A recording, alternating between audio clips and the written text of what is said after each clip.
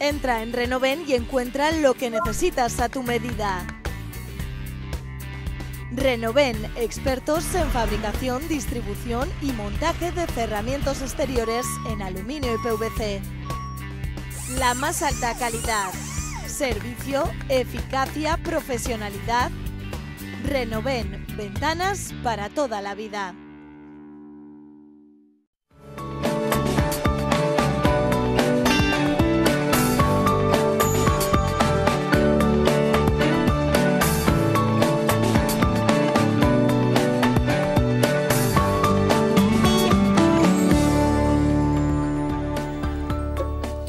Jesús Santos Pérez, secretario general de UGT Navarra, bienvenido, muy buenas noches. Hola, muy buenas noches a vosotros. El día que tomó posesión, hace casi ya 3 años, tendió la mano al Gobierno de Navarra para, dijo en aquel momento, recuperar e impulsar el diálogo social y la concertación. ¿Ha conseguido algo?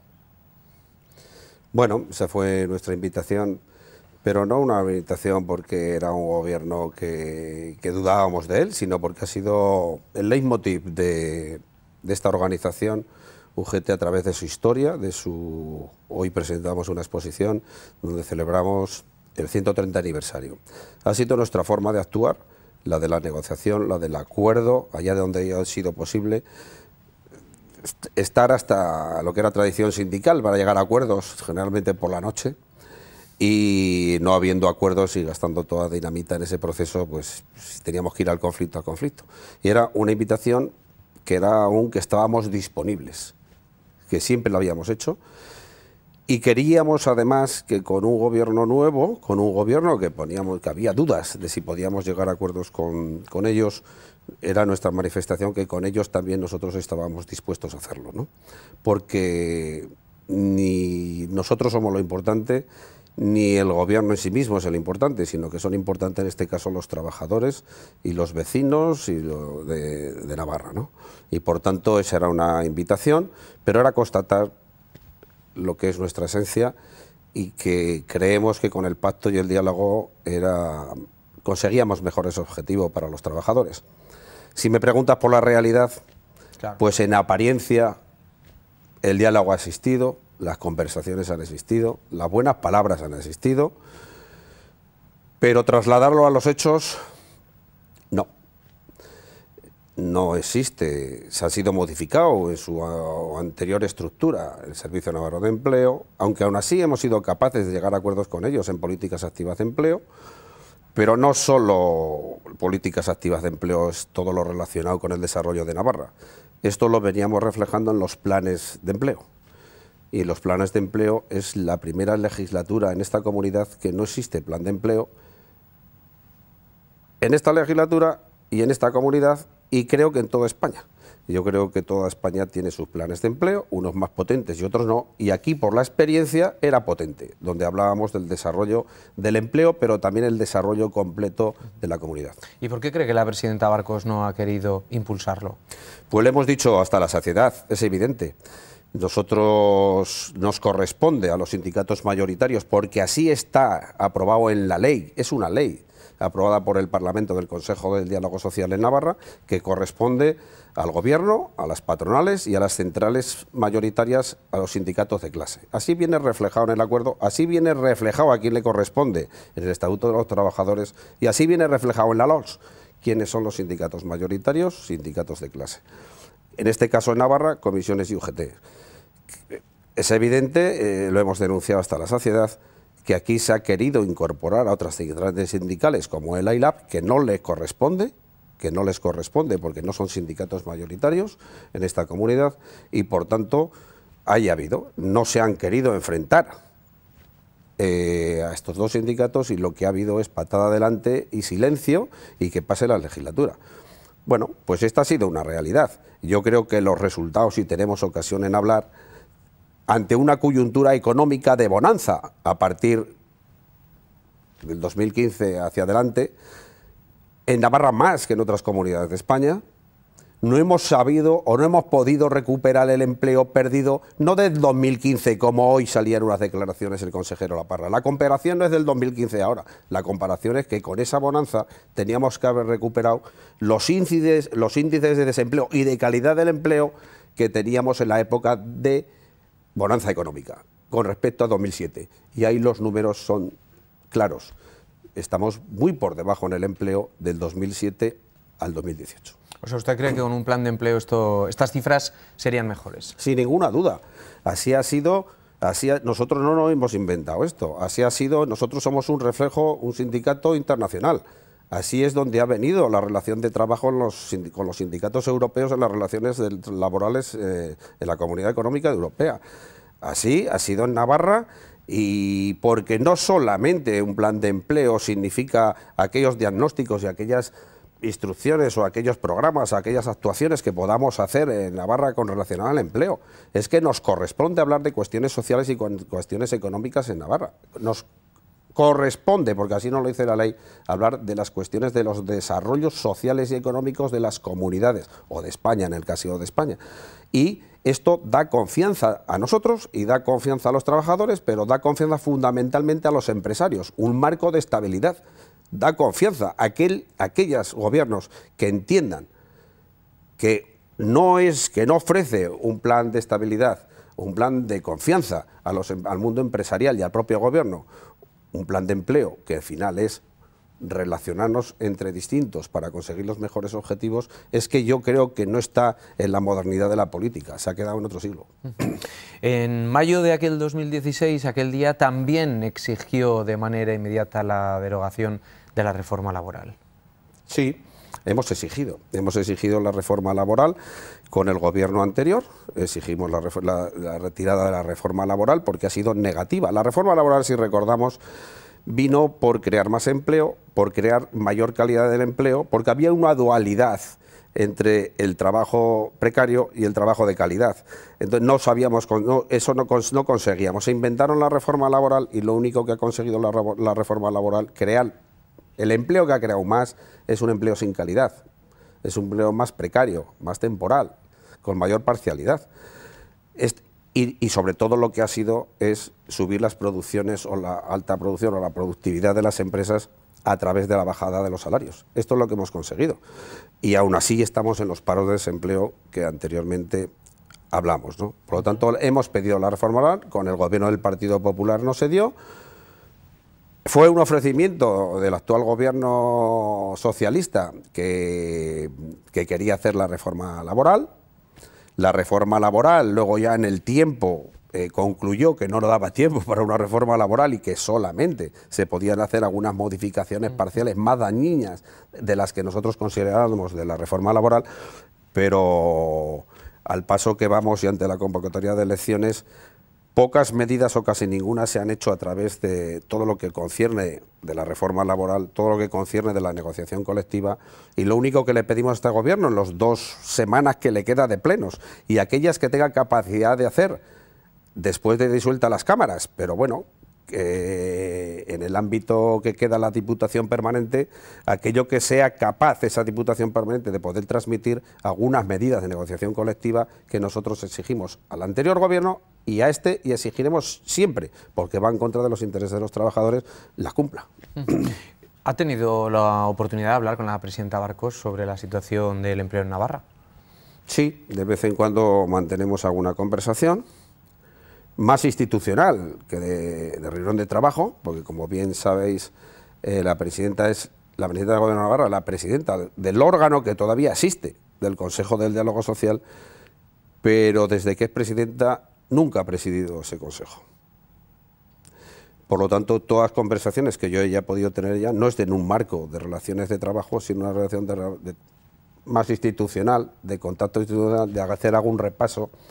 Y por supuesto que estas medidas, estas cuestiones, nuestra exigencia de un marco de relaciones laborales, un marco del diálogo social, donde se trabajan muchas materias. Se hablan de cuestiones políticas de empleo, que se trabajan en el Servicio Navarro de Empleo, pero se habla también de inversiones, se habla de prevención de riesgos laborales, se habla de igualdad, se habla de muchas cuestiones que nosotros queremos y nos corresponde hablar de ellas, aunque algunos se empeñen que no. Nosotros, la LOLS, como te decía antes, y el Estatuto de los Trabajadores nos da fe y nos hace fehaciente en que nos corresponde a nosotros hablar de estos temas. ¿Hablan también sobre empleo público, sobre el modelo de empleo público? Sí. ¿Y a qué conclusión llegan? Y últimamente esa conversación es reiterada y permanente, ¿no? El empleo, la oferta de empleo para llegar a algún sitio, ¿o no? Porque uno puede estar dándole vueltas y hablando. Nosotros trabajamos y nosotros desde nuestra Federación de Servicios Públicos pues reivindicamos permanentemente, que creo que están equivocados, porque aquí la oferta de empleo público, pues sabemos que en los años de crisis estuvo congelada, y estuvo congelada no porque aquí se quería, sino porque fue uno de los recortes que venían desde los presupuestos del Estado y no daba capacidad para sacar oferta de empleo pública, excepto en algunas ocasiones muy... ahora hay capacidad de hacerlo, de sacar oferta de empleo pública, y aquí nos encontramos con la dificultad, sobre todo de aquellas materias como es fundamentalmente en educación, es fundamentalmente en sanidad, es fundamentalmente en núcleo del Gobierno de Navarra, donde tenemos la diferencia clara de con qué perfiles, salen las plazas. En este momento, sanidad, por ejemplo. Se está hablando educación, por el número más concreto, de alrededor de 700 plazas. Para el ejercicio 18-19, 700 plazas, y el 44% de las plazas vienen con perfil en euskera. Esto es inentendible, esto es dejar una parte muy importante de la población sin opción a concurrir a esta plaza pública. Esto es copar la administración con personas que dominen el euskera y abertzalizando la administración, 44 plazas cuando el último estudio del propio gobierno hecho en el 2016, aproximadamente en Pamplona, sobre el 3%, menos del 3%, habla con habitualidad el euskera. Esto por hablar de Pamplona. Y todavía ahora estamos hablando del tema de la oferta de empleo público, de que se puede poner encima de la mesa antes del final de la legislatura una nueva ley del euskera, donde iríamos solo a actualmente la zonificación que tendríamos en Navarra desaparecería con una zona única, ¿no? Y por tanto los perfiles que se pidiesen en las demás zonas, que todavía se habla menos el euskera, serían en la misma proporción que las que se hace en Pamplona.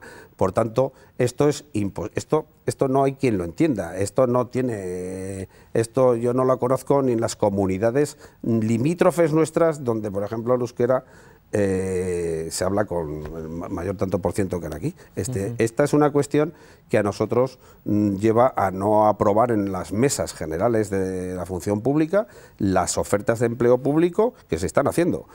Y además de todo esto, tenemos en Navarra aproximadamente el 44%, 43% de los trabajadores de sanidad tienen contrato temporal. Hay una temporalidad del 44%, cuando la media en Navarra es del 23%. La propia administración, en su ámbito en sanidad el 44%, en educación el 43% y en núcleo el 43-42%, de temporalidad en el empleo. Estas son las circunstancias que hablamos en administración, lo que refiere a administración en temas de empleo. Por lo tanto, como verás, en las dos cuestiones, tanto en la calidad del empleo, la temporalidad, que es el peor dato que existe, no es comparable ni con en el mundo privado, es la peor situación, que en sanidad el 43% de la plantilla sean contratos temporales, es inasumible. ¿Tienen razón los médicos estos días en los que se están manifestando, están parando? Hay una diferenciación entre lo que son los médicos de plantilla de la administración. Es que estoy hablando del 44% de temporalidad en la administración de sanidad. Por tanto, esto parece que va con otros. Esto parece que va con los celadores o con los camilleros. No, y también con los médicos. El 44% de temporalidad. Ya nada más que con esa condición, para mí tienen razón de salir y reivindicar sus derechos y reivindicar lo que este gobierno cuando vino. Me acuerdo de los recortes. Me acuerdo de las manifestaciones, me acuerdo de los discos con la tijera previa a las elecciones. Y yo les creí, y todos les creímos. Pero 3 años más tarde, 4 años casi más tarde, seguimos creciendo en el tema de temporalidad en la Administración. Por tanto, una parte muy importante para consolidar el tema de los sanitarios, el tema de los médicos, es la consolidación. Ante un hecho como es los médicos, que sabemos que faltan profesionales a nivel de toda España. Por lo tanto, también aquí, ¿dónde se están yendo los médicos? Allá donde les consolidan el empleo.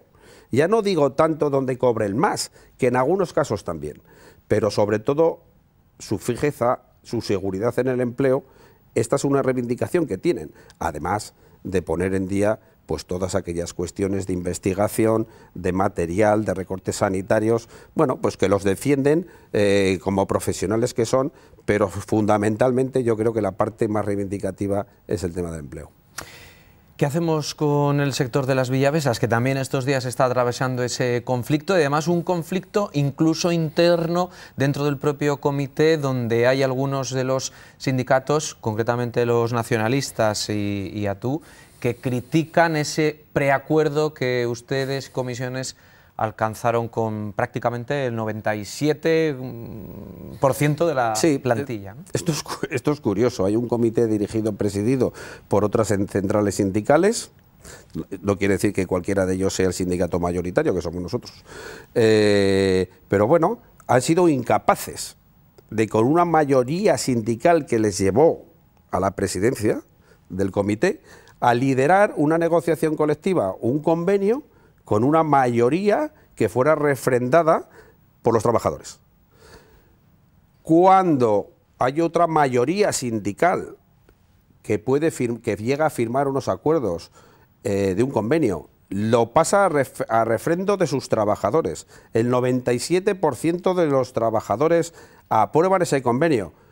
Ya es más curioso este caso, porque hasta los propios representantes sindicales de otras centrales sindicales se adhieren voluntariamente a ese convenio, una vez adherido y una vez asegurado, por su parte, asegurado las subidas salariales y los derechos que vienen en ese convenio, luego yo lo firmo, con lo cual me lo aseguro, pero después pido 2 huevos más. Y no reconozco lo que han refrendado esos trabajadores en una asamblea. Lo mínimo en nuestro mundo es que cuando uno pasa eso, ese presidencia del comité, esos miembros del comité deberían dimitir automáticamente, porque han sido retirado su apoyo y su confianza por los propios trabajadores. Es lo mínimo que deberían hacer. ¿Cuál cree que va a ser el desenlace?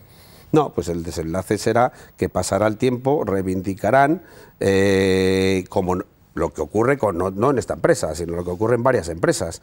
UGT y comisiones nos quemamos en el convenio, pero siempre viene alguien detrás que, bueno, que dice que yo hubiese conseguido 2 más, pero después de que tienes la base. Eso pasa en esta empresa y las demás. Y aquí no pasará nada. Aquí se acogerán al convenio, nunca firmarán ese convenio, porque ya, ¿para qué? Si para ellos ya lo que significan las ventajas de ese convenio ya lo tienen. Han firmado ellos mismos ese convenio, se han adherido voluntariamente. ¿Se volverán a llenar las calles por una huelga feminista, como la del pasado 8 de marzo? ¿Se ha resuelto algo? ¿Ha cambiado algo en el último año? Estoy seguro que sí. Yo creo que hubo voluntad, bueno, este sindicato desde hace muchos años ya peleó por el movimiento feminista, ¿no? Hace muchos años. Y se fueron consiguiendo a través de la historia pues logros, ¿no? Logros que han ido mejorando. Pero nunca hemos llegado a la plenitud de la igualdad. Por tanto, el año pasado fue un hecho pues muy relevante, muy importante, pues hubo una conexión de astros y fue un acto pues importante, un día importante. La realidad que me pregunta si se ha conseguido algo, fundamentalmente no, porque en los presupuestos anteriores había 200 millones que había por la cuestión de la violencia de género, para alguna cuestión de movimiento feminista, no se ejecutaron, y este presupuesto que venía aumentado, este que se había presentado, que venía con aumento importante, pues no se ha aprobado. Entonces, por lo tanto, creo que queda mucho camino, para que entre hombres y mujeres, como tú bien decías, que sea un tema feminista y no femenino, donde la igualdad viene reflejada entre hombres y mujeres, que lo tenemos que hacer juntos, queda mucho camino por andar, y yo creo que este otro 8 de marzo será un gran día. Y en materia de conciliación, ¿realmente quién tiene que forzar, mover, empujar, impulsar? Porque parece que siempre estamos señalando a los políticos y sus políticas, pero ¿la sociedad realmente lleva un movimiento por sí sola de inercia? No, la sociedad lleva un movimiento, pero siempre es escaso, ¿no? Siempre tiene que haber líderes, tiene que haber movimientos, tiene que haber estructuras, tiene que haber presupuesto, tiene que haber gobiernos que impulsen, que favorezcan. Porque, bueno, nada viene hecho, ¿no? Entonces, ni las cotas, porque, bueno, podemos discutir que estamos a favor de la cota en los órganos de poder, en los grandes consejos, en las organizaciones, en los gobiernos, en las listas parlamentarias, pero, bueno, todo ayuda. Todo ayuda, no tenía por qué ser necesario, pero todo ayuda que también ese proceso de cotas en un momento inicial pues empuja y por tanto las administraciones, lo que legislan, tienen que poner esas medidas. La sociedad siempre pues va un poco o debe ir por delante, tiene que ver las cosas, los líderes políticos, porque para eso son líderes, ¿no? Tienen que verlo, aunque la sociedad en este tema yo creo que en algunos casos está por delante de las direcciones de los partidos políticos. ¿Seguiremos hablando de las pensiones? Sí, seguro. ¿Hasta dónde? Porque claro, aquí parece que todo el mundo habla de que se va hacia la hucha, pero la hucha no sabemos muy bien. Las pensiones seguro que se va a hablar. ¿Cómo no se va a hablar? Si representa... En definitiva, tenemos que ver las pensiones como el salario de los mayores. Es el salario de los jubilados, las pensiones. Si en nuestra vida laboral, en nuestra vida de ejercicio de nuestro trabajo, la reivindicación, la manifestación, la pelea, la lucha es un instrumento para conseguir nuestros mejores objetivos. Si consideramos las pensiones como el salario de los mayores, tienen el mismo derecho de pelear por ellos que cuando estuvieron en la vida activa. Por lo tanto, y son muchos, y serán más, Por lo tanto, de esto hablaremos o se hablará durante mucho tiempo, porque hoy mismo no se ha llegado en la mesa del Pacto de Toledo a un acuerdo.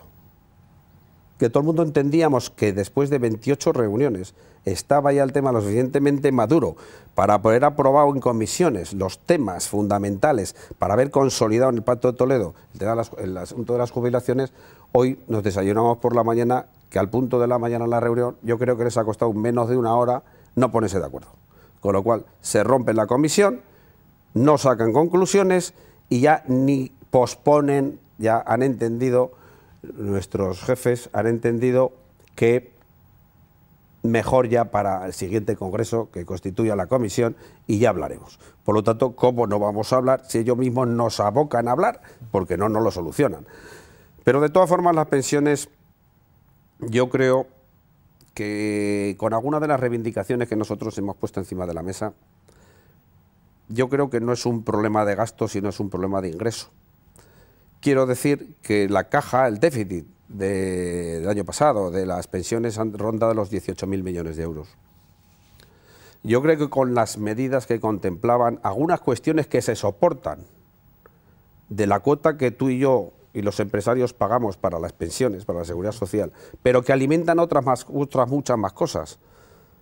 Alimentan las ayudas de una tarifa plana de autónomos, atarifan pensiones deficitarias del tema de agricultores y pescadores, alimentan las subvenciones a la contratación a parados, alimentan los costes de la propia estructura de la seguridad social, me refiero a edificios, sillas, mobiliario, inmuebles, trabajadores. Esto no ocurre en ningún otro ministerio. Cualquier ministerio, sus trabajadores son funcionarios del Estado y se pagan con los presupuestos del capítulo 1 de personal. No se pagan de la tarifa que pagamos de la seguridad social, se va para las pensiones. Entonces, por lo tanto, si con estas cuestiones que hablamos de gastos que se imputan a las cuotas que pagamos de la seguridad social no se imputasen y saliesen de los presupuestos generales del Estado, yo creo que las pensiones, no estas, sino mejores, serían posibles. ¿Cuánto tiempo va a durar el actual salario mínimo interprofesional? Bueno, ¿ese ha sido un hito de esta legislatura? Ese es un acuerdo, ¿no? Ese es un acuerdo que además es un acuerdo de los pocos acuerdos que tienen validez, porque se aprobó un Real Decreto de ley y se ratificó en el Congreso. Por lo tanto, el tema del salario mínimo es una cuestión de los 900 euros, es una cuestión asegurada, porque esta sí que de las pocas, ¿no? De las pocas que se han contemplado. ¿Y va a tener consecuencias negativas, como dicen desde el Partido Popular, como dicen algunos empresarios? Bueno, sí, se está escribiendo de esto, pero cuando no se escribía de esto, también desde el mundo empresarial, cuando hablábamos de los 1.000 euros de salario del convenio, también era que íbamos a cerrar las empresas. Pero no se dan cuenta que, por ejemplo, yo no he oído a los empresarios franceses que han subido el salario mínimo interprofesional a 1.500 euros que se cierran las empresas. 900 euros, nadie se atreve a decir que es mucho, porque nadie puede vivir con 900 euros. No hay empresario que yo le haya oído decir que es una injusticia que cobren los 900 euros. Por lo tanto, si ni ellos lo dicen, es que los 900 euros es posible. Y con los 900 euros es lo mínimo que tenemos que tener para unas personas para que vivan dignamente. Y además de eso, también se trata de que tenemos que reactivar el consumo. Y por tanto, esas mismas empresas que pueden estar diciendo eso, luego necesitan del consumo de esos trabajadores para que sus empresas sean viables. Con que, bien, en el cinismo cabe todo y el no acuerdo con el gobierno cabe todo, y tener líneas distintas de actuación y de pensamiento pues son razonables, pero ningún dato dice que eso es así. Jesús, estamos terminando y sí que me gustaría que nos valorara una de las noticias que también hemos conocido hoy. El máximo responsable de producción de Volkswagen ha dicho que podría haber noticias de un tercer modelo siempre y cuando se vincule el convenio a 5 años. Y aquí es cuando todos miramos a la negociación del convenio y a Volkswagen. Sí, bueno, pues es una buena noticia, como fue. Además está enmarcada de algo que a nosotros nos es usual, ¿no? Y que nosotros conocemos. Aquí, cuando hubo un momento de Volkswagen con problemas, hubo lo que venía diciéndote al principio, nuestra tradición, fue llegar a un acuerdo que significó que viniese el segundo modelo. Cuando estaba en crisis y no sabíamos qué podía pasar con la planta de Volkswagen. La planta de Volkswagen, que como bien conocemos, afecta de una forma importante a trabajadores y a ingresos por IVA de esta comunidad. Entonces, por lo tanto, fuimos capaces de llegar a un acuerdo, dar confianza, de aquello que hablamos de la confianza en los inversores, y fuimos capaces de mantener las estructuras de futuro con un segundo modelo, a través de un acuerdo de un convenio colectivo. Y ahora estamos hablando estamos en el trabajo ya avanzado, ¿no? Casi prácticamente a vísperas de firmar un preacuerdo que, bueno, pues la dirección habla de un tercer modelo y habla de relacionado con un convenio. Nosotros, ¿Qué va a hacer UGT? Seguro que estaremos ahí.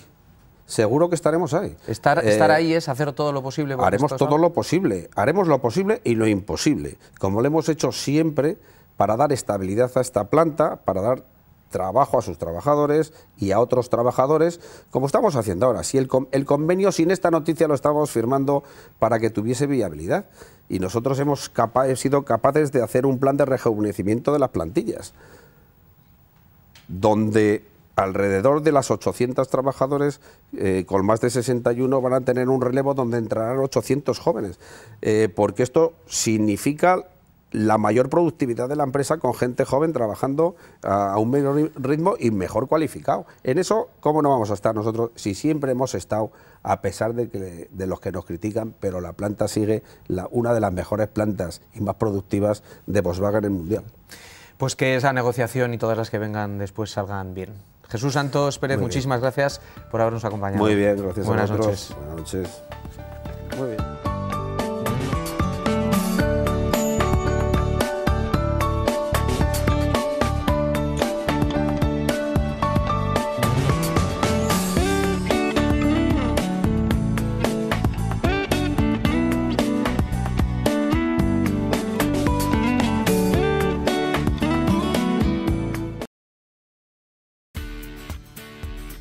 Entra en Renoven y encuentra lo que necesitas a tu medida. Renoven, expertos en fabricación, distribución y montaje de cerramientos exteriores en aluminio y PVC. La más alta calidad, servicio, eficacia, profesionalidad. Renoven, ventanas para toda la vida.